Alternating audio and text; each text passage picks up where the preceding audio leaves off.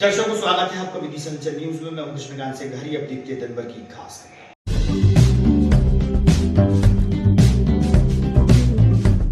14 जनवरी मकर संक्रांति पर्व के दिन से रामलीला मैदान में होती हैं श्री राम की लीलाएं प्रारंभ। मेला में लगने लगे हैं झूले।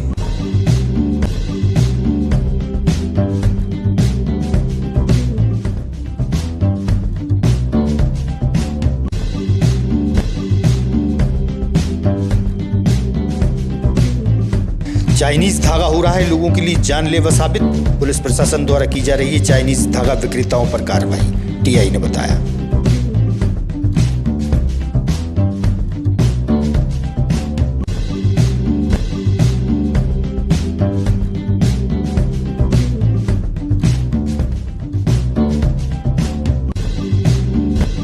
और 17 जनवरी को केंद्रीय सड़क एवं परिवहन मंत्री नितिन गडकरी आएंगे विदिशा। प्रभारी मंत्री व विधायक ने किया कार्यक्रम स्थल का निरीक्षण।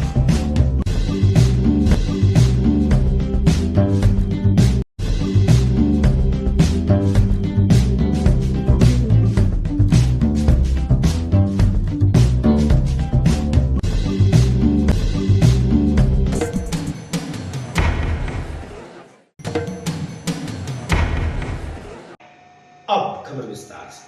14 जनवरी मकर संक्रांति के दिन से श्री राम की लीलाएं प्रारंभ होती हैं।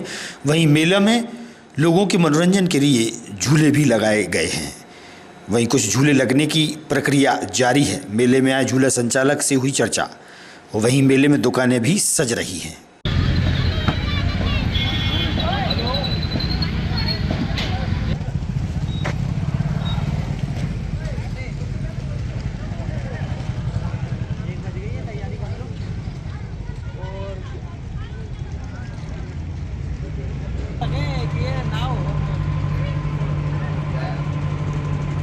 भैया का नंबर लेना है।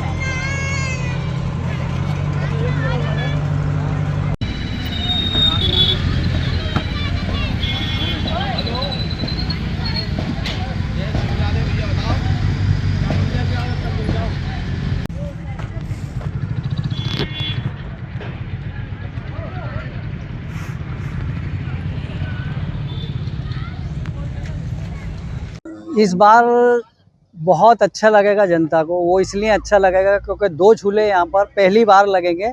जो यहाँ की नई जनरेशन है वो पहली बार देखेगी, उनको दूर नहीं जाना पड़ेगा इन झूलों को देखने के लिए।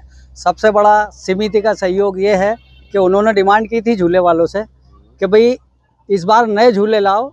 ये झूले देख देख के हम परेशान हो गए हैं, बच्चों को भी पसंद नहीं है। तो इस बार बहुत अच्छा आनंद आएगा।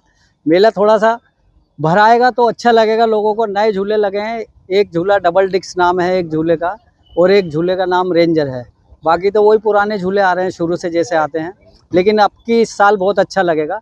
और मैं तो धन्यवाद देता हूं समिति का भी और आप सब लोगों का, इसलिए क्योंकि आप हमारी बात पूरे शहर में पहुंचाते हैं और जनता पढ़ती है, उसको देख के आती है। आपका मीडिया का भी बहुत बहुत दिल से धन्यवाद देता हूँ। वो इसलिए क्योंकि आप हमारा संदेश जनता तक पहुंचाते हैं और वो जनता तक आता है, जनता पढ़ के मेले में आती है। इस बार बहुत अच्छा रिस्पांस रहेगा झूले वालों को भी, दुकानदारों को भी। धन्यवाद। इससे ज़्यादा मैं यही देखा जा रहा है कि पतंग उड़ाने में उपयोग में लाने वाला चाइनीज धागा आम लोगों सहित पशु पक्षियों के लिए जानलेवा साबित हो रहा है। इससे कई दुर्घटनाएं घटित हो रही हैं। उसी को लेकर प्रदेश सरकार ने चाइनीज धागे पर रोक लगाई है एवं विक्रय करने वालों पर कार्रवाई की जा रही है। इस संबंध में टीआई आनंद राज ने दी जानकारी।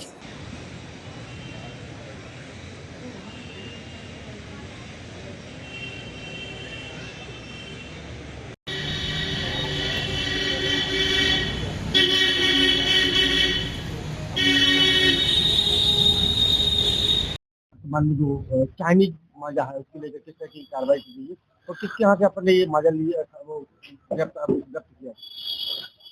हमारे श्रीमान पुलिस अधीक्षक महोदय द्वारा लगातार प्रचार व प्रसारित किया जा रहा है कि चाइनीज माजा और नायलॉन का जो माजा और ऐसे माजे जिससे किसी भी व्यक्ति की जनहानि हो सकती है और बच्चों को नुकसान हो सकता है, ऐसों पे कड़ी कार्रवाई हेतु हमको चिन्हित करने हेतु और उन पर कार्रवाई करने हेतु आदेशित किया गया था। उन्हीं के निर्देश के पालन में हमारे जिला दंडाधिकारी महोदय द्वारा भी इसमें प्रतिबंधात्मक कार्रवाई हेतु आदेशित किया गया है।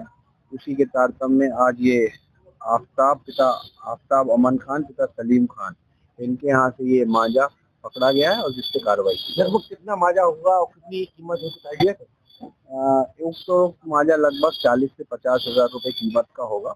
अलग अलग प्रकार का मांझा है जिस पे कार्रवाई की जाएगी। किस तरह की अंतर्गत कार्रवाई करेंगे तो इसमें? इसमें जो प्रतिबंधात्मक आदेश है हमारे जिला दंड के बीएनएस की नई धारा में उस पर कार्रवाई की जाएगी। 17 जनवरी को केंद्रीय सड़क एवं परिवहन मंत्री नितिन गडकरी कृषि उपज मंडी में आ रहे हैं। मंगलवार की देर शाम को प्रभारी मंत्री लखन पटेल, विधायक मुकेश टंडन, कलेक्टर सहित प्रशासनिक अधिकारियों द्वारा कार्यक्रम स्थल का भ्रमण किया गया और व्यवस्थाओं का अवलोकन किया।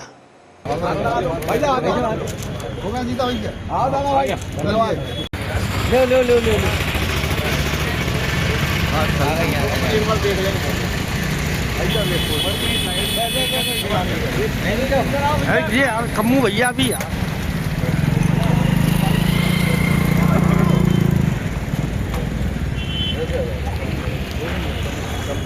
हो गया महिंद्रा वाला।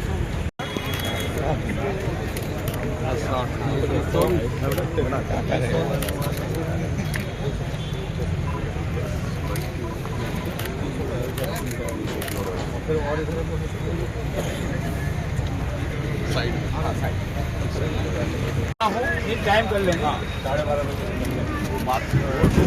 2 बजे बड़े पसंद 2 बजे मंदिर पे आ जाएंगे तो 1.5 घंटा।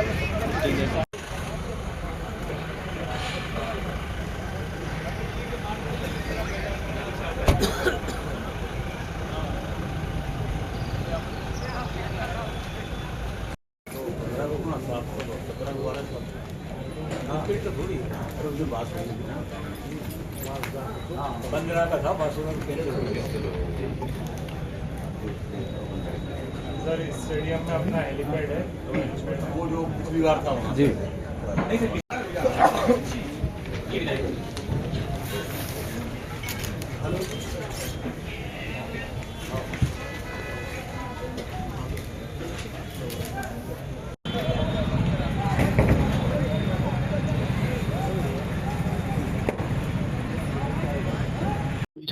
मंडी पुरानी कच्ची हो रहा है, तो देश को लेकर हुआ है।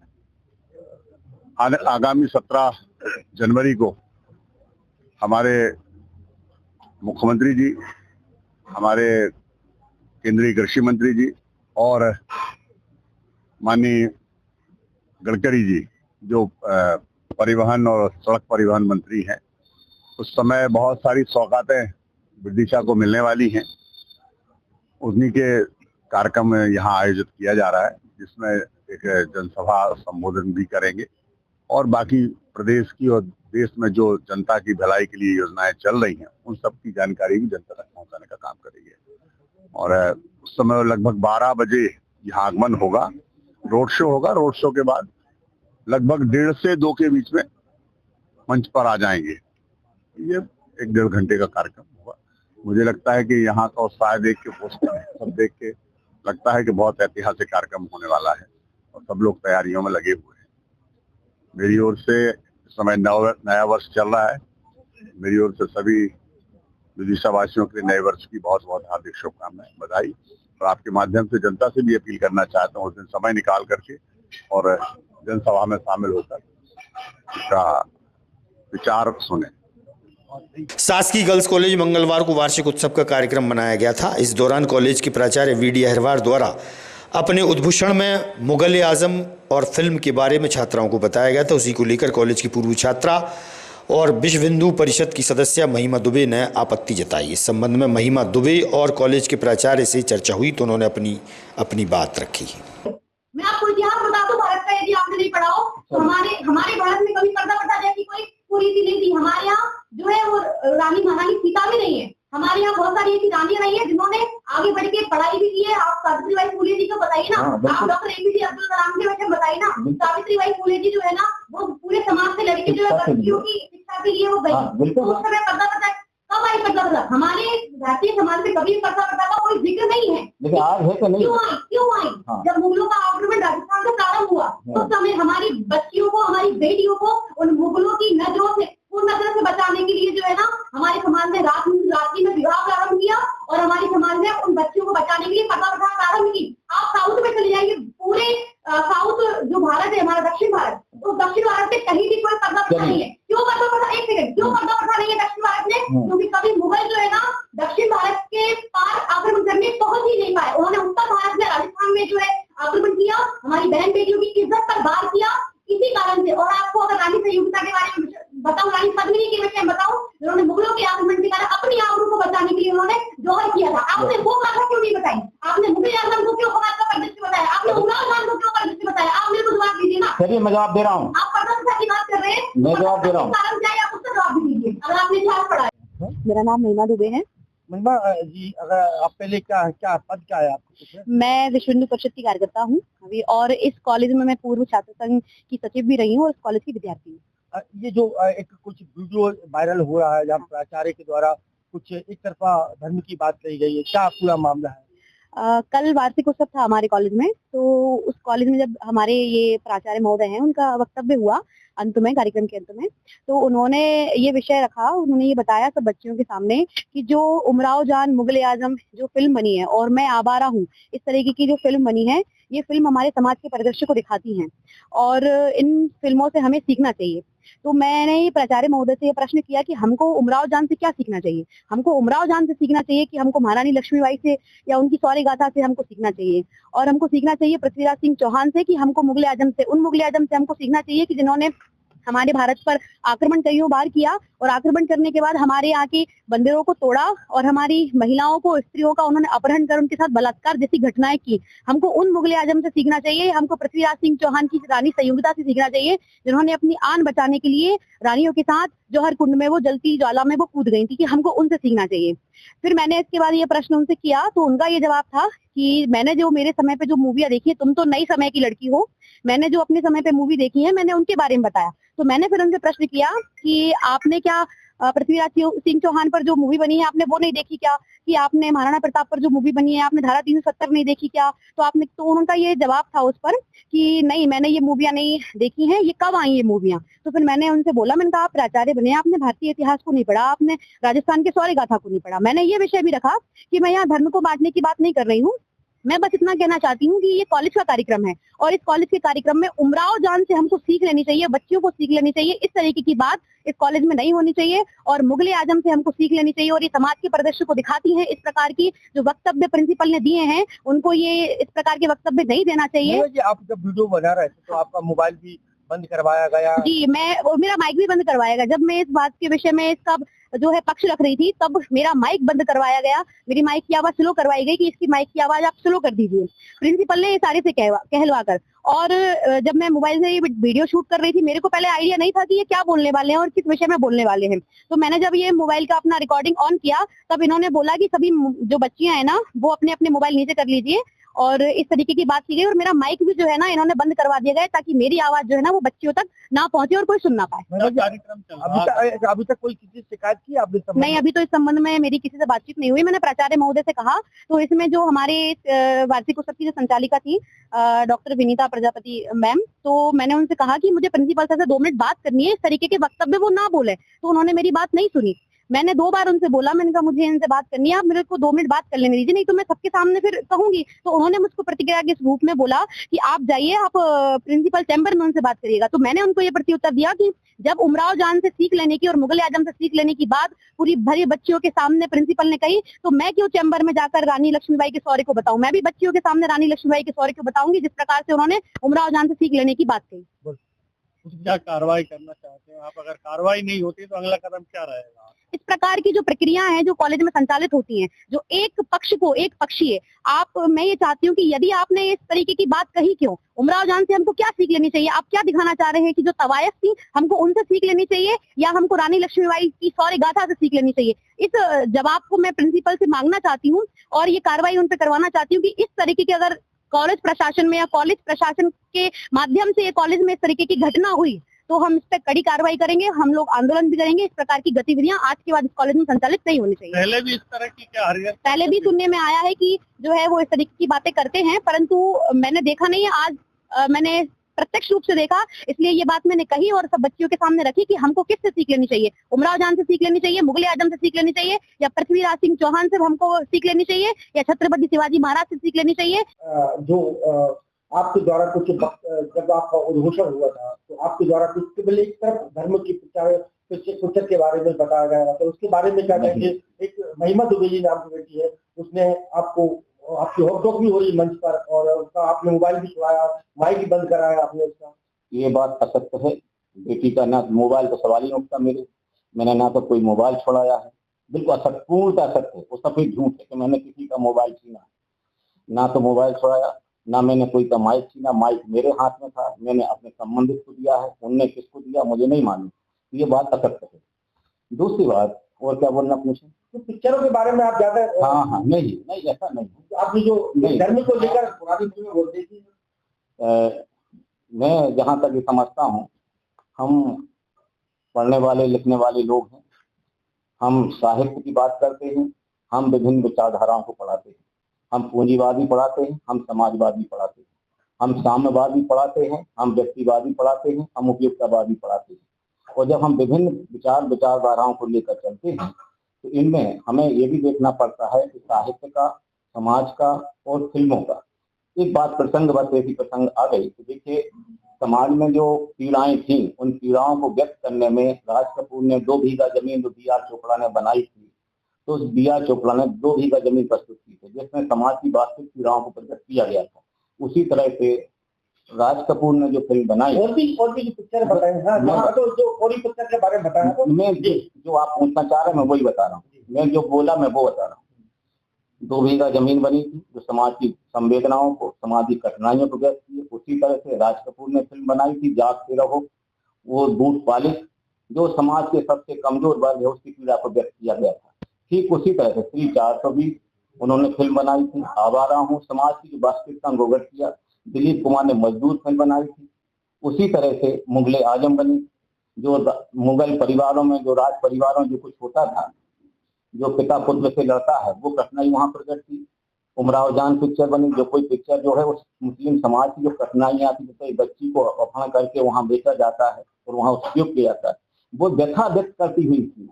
उसी तरह से और भी पिक्चर है जो मैंने नाम ले और बताया। पाकिजा पिक्चर बनी, वो कोई अच्छी पिक्चर नहीं, लेकिन वो ये है कि जो मुजफ्फर अली ने जो पिक्चर बनाई या कमाल अमरोही ने जो पिक्चर बनाई, उसके सामने समाज को संदेश देना चाह रहा था कि समाज को क्या संदेश। मेरा ये था कि इनके माध्यम से समाज को, उस समय के समाज को संदेश दिया गया। समाज इस आधार पर बनता है कि समाज की जो कठिनाइयां हैं, समाज की जो परेशानियां हैं, वो समाज के सामने आना चाहिए। पूरा वीडियो वायरल हो रहा है, करीब 1-1.5 मिनट का वीडियो वायरल हो रहा है, उसमें कभी कहीं भी ये देखा नहीं गया कि सनातन की जो वीर है, वो साइट है, उसके बारे में आपने कहीं जिक्र नहीं करा, केवल आपने एक ही पक्ष को लेकर नहीं बात करी। हाँ, वो सही बात है। उसमें जो कि मेरा सिर्फ उद्देश्य ये नहीं है कि अपन यहाँ पर कोई वीरों की बात नहीं हो रही थी किसी तरह की, कि कहीं अपन क्रांतिकारियों की, जब मैं तो खुद क्रांतिकारी विचारधारा से हूँ। आपको साफ बता दूं, मैं खुद शहीद आजम भगत सिंह, चंद्रशेखर आजाद, अशफाक उल्लाह खां, मोहम्मद नाथ गुप्त, खुदीराम बोस, इनकी विचारधारा का व्यक्ति हूँ। तो जहां तक वीरों की बात आएगी तो उसमें नाम दिया जाएगा। तो कल कहीं ऐसी कोई वीरों की बात नहीं हो रही थी। कल एक बात ये होती, समाज में समता मूलक समाज की स्थापना के लिए कहाँ से क्या संदेश आया है, उसकी बात हो रही थी। उन पीड़ाओं की बात हो रही थी, उन पीड़ाओं को कैसे समाज के सामने रखा। जब तक हम कोई पीड़ाओं को समाज के सामने नहीं रखेंगे, तब तक समाज उनके यत्न नहीं करेगा उनको दूर करने की। और यही बात होती कि हमारे बच्चियां जो है समाज में रहती है, आज ही समाज में बहुत उथल पुथल है, पर्दा प्रथा है, घूंघट प्रथा है, अस्पृश्यता है, समाज में बहुत सारी कठिनाइयां हैं। उन कठिनाइयों को, बच्चियों को अपने गीतों के माध्यम से, अपनी विभिन्न अभिव्यक्तियों के अभिव्यक्त करना चाहिए, ताकि सामाजिक सकारात्मक मैसेज जा सके और बच्चियां किसान प्रयास कर सके। क्योंकि हमारी जो स्वतंत्रता आंदोलन के जो वाहक थे वो नए युवक थे। ये कहना कि दिलों को स्वतंत्रता मिली, सही नहीं, मैं इसको नहीं मानता। मैं खुद क्रांतिकारी विचारधारा हूँ। तो इसलिए हमारे नायकों का भी कर्तव्य है कि समाज में जो तरह तरह की कठिनाइयां हैं, जो कुप्रथाएं हैं, जो अंधविश्वास हैं, उन अंधविश्वासों को, उन कुप्रथाओं को भी अभिव्यक्त करें, क्योंकि वो समाज में रहते हैं, और उनके निराकरण के उपाय। किस तरीके का अंधविश्वास? अंधविश्वास पर्दा प्रथा आज भी है। अच्छे समाजों में किस समाज में पर्दा के कारण से आई उसका उत्तर देंगे। नहीं, पर्दा पर्दा के कारण से आई उसका उत्तर देंगे। बेटा तुम्हारा मत अलग हो सकता है, मेरा मत अलग। नहीं, आप ये बताइए पर्दा के कारण से आया, आप उसका मेरे को बताइए कि किस कारण से पर्दा प्रथा। मुगलों में पर्दा प्रथा थी, मुगलों में प्रथा थी, मुगलों के कारण भारत में पर्दा प्रथा। हाँ, ठीक है, आप कह रहे हैं कि हमने 3-4 मूवियों का बताया, आपने एक ही धर्म के पर्टिकुलर उसको बता दिया, एक ही उसको बता दिया आपने पर्टिकुलर कि नहीं मुगल आजम है वो उसके लिए आई। आपने अभी मुगल आजम है तो सुनो आपने इतनी बड़ी बात, अगर आप मेरी सुन लीजिए, मैंने आपको पूरा सुन लिया तो आप मेरी सुन लीजिए। आपने इतनी अभी भी बाइट दी, उसमें भी आपने अभी एक बार ये जिक्र नहीं किया कि पृथ्वीराज सिंह चौहान कोतवाली थाना अंतर्गत जत्रापुरा निवासी श्री राम आदिवासी सहित पत्नी के साथ वहीं के रहने वाले कुछ दबंगों द्वारा मारपीट का मामला सामने आया है। पीड़ित एसपी कार्यालय पहुंचे जहां उन्होंने अपनी बात मीडिया के सामने रखी। ऐसा कर कहता है वो, अब तुम लोगों को बचने नहीं देंगे। हम बोले यहाँ से भगाएंगे तुम बच्चे हो ना थाना पटा पाए ना कुछ नहीं पटा पाए, कुछ नहीं पटा पाए, नीचे का बताता है वो, कुछ नहीं पता पाए, ना कलेक्टर बता पाए और सब 10 बता पाएगा, ना थाना नहीं बता पाएगा कुछ। क्या नाम है आपका? श्री राम आदिवासी सर। कहाँ रहते हो? जत्रापुरा। आज जिला मुख्यालय पर पहुंचे, क्या मामला है, क्यों आए? क्या मामला है सर? थाने में भी 2-4 बार उसके नाम की, एजाज के नाम की पहल भी रिपोर्ट करी, कुछ नहीं, एक केस नहीं लगा सर। कौन है, क्या है मामला? अभी मामला है सर, वो एक भी रिपोर्ट नहीं लगी। अब रिपोर्ट करने गए, रात भर में ये मारे हैं सर, मार आपको? एजाज, राजाराम, हाँ। अरे तो इंद्राज, अरे तो कपितीलाल, अरे तो रामपाल, अरे तो एजाज का लड़का नाम है, एजाज का लड़का भी साहब अच्छा ही नाम है। क्यों मार रहे हैं, क्या कारण? क्यों मार रहे हैं? हमारे घर की दामाद ने थोड़ी खट्टापट्टी हो गई थी दामाद की और बच्चे की, उनने यानी कि हमको गाली दे रहे, वो घर पे ही बैठा गए और वो दामाद को भी मारा, लड़की को भी मारा, उस लोगों ने सबको मारा सर। 10-20 लड़ाई थी दामाद की और बच्ची की हो रही थी साहब। वो हमारे घर में आ गए और उनने यानी कि हमको गाली दे रहे हैं। कब मारपीट की उन लोगों ने आपके साथ? सुबह शाम को 7 बजे सर। अच्छा। शाम को थाने फिर आप? थाने नहीं, 10-100 बार मैंने मोबाइल लगाया साहब। हाँ। तो नहीं आए, कोई सस्ता नहीं।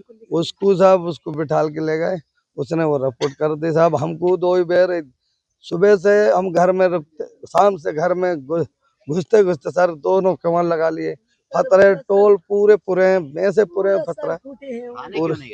थाने वाले आते निकले नहीं दे रहे साहब, वो निकले अभी दुख के आए साहब, अभी भी दुख के खेत में हो भग के आए साहब, रास्ता से नहीं आए हम। हाँ जाता रास्ता से एक भी नहीं आया सर, एक भग के आए। अभी एसपी साहब के आए, एसपी साहब ने ये बोल रहे हैं कि वहीं जाओ थाने साहब।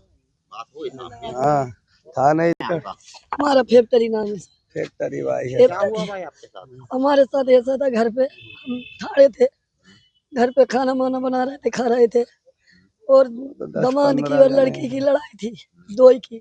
मैंने किया दामाद से कि दामाद तुम क्यों मार रहे हो लड़की को, 15 दिन का बच्चा है। दामाद ने इतनी बात सुन ली, अब बेजाने के हम लोगों को गाली दे रही है, ये बोले सब उठ के हम लोगों को मारने लगे। दामाद ने बेचारे ने कुछ नहीं किया, उसको भी 2 हाथ से मारा। और लोगों ने मारा आप लोगों को? वो तो जयराम भी जीव लेके आ गए। लोगों ने मारा आप लोगों वो तो हो गए 20-25 आदमी है, 20-25 से ऐसे मारपीट की थी आप? वो सांगों से, कुल्हाड़ी से, 2 तो 3 मुझे डले हैं, उसके भी ऐसे गिलोन से मारते हैं वे लोग, कुल्हाड़ी से मारते हैं, चाकू आए तो चाकू से भग क्यों नहीं गए भाई आप रात में? रात में ढाने वाले आए नहीं है, बीच में हम लोगों को छेक के बैठे, हमको जाने नहीं देते वे लोग, हम लोगों को जे के मारे हम भग के खेतों में होके आए। एसपी साहब के यहाँ आज आए हो आप लोग मिलने? हाँ मिलने को आया एसपी साहब। क्या बोल रहे थे एसपी साहब? एसपी साहब जी बोल रहे थे, हमने लगा दिया मोबाइल, हो जाएगी तुम्हारी रिपोर्ट, ऐसे बोल रहे थे। थाने जाने का बोला आप? हाँ थाने जाने का बोला। कहाँ जा रहे हो फिर अभी? थाने में जाएंगे सर, थाने में जा रहे हैं। आगामी खबरों के लिए आप देखते रहिएगा विधि संचल न्यूज। हमें दीजिए इजाजत, नमस्कार।